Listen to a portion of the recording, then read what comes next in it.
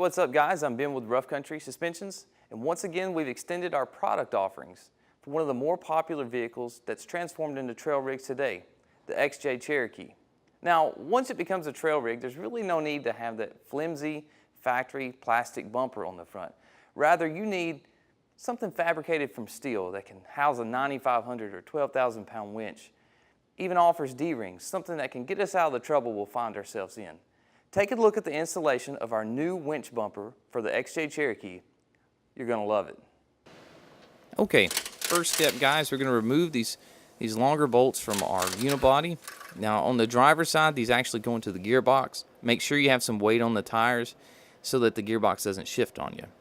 Once those are out, you can slide your unibody bumper brackets in. And you're going to go ahead and install the 4-inch bolts we include for that. And you're just going to snug those down by hand. Once those are in, go ahead and put in your unibody support bolts. All of these we're just going to leave hand tightened for now, because once we get the bumper on, you want to have that ability to give a little wiggle or a little shake to get a hold line up just right. It's just a lot easier to install your bolts later.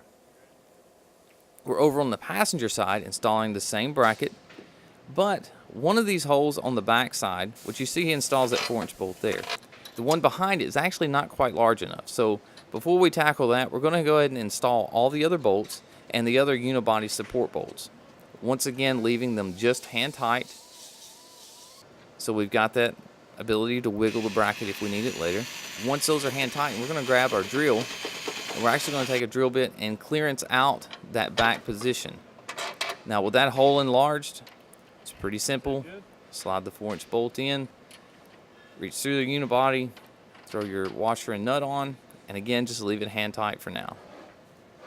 Now that the brackets are secure, we're going to install our winch plate into the winch bumper. Now this is the strength point. This is what houses the winch and what attaches it to the bumper.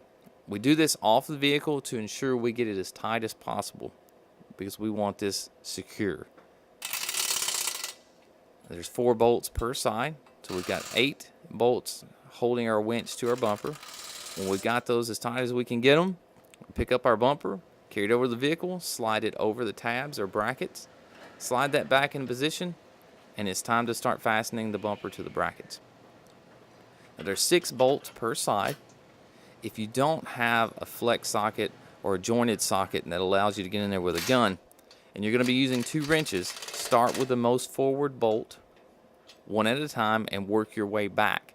Otherwise, you'll run into clearance problems when you're trying to tighten that down with wrenches. Once all 12 are secured, you're going to move back to your unibody support bolts and start tightening those down. Once those are tight, we've pretty much got the bumper installed. The only thing we've got left to do is add our winch and roller fairlead and some other accessories we offer, like the light bar and D-rings or our stinger bar and D-rings.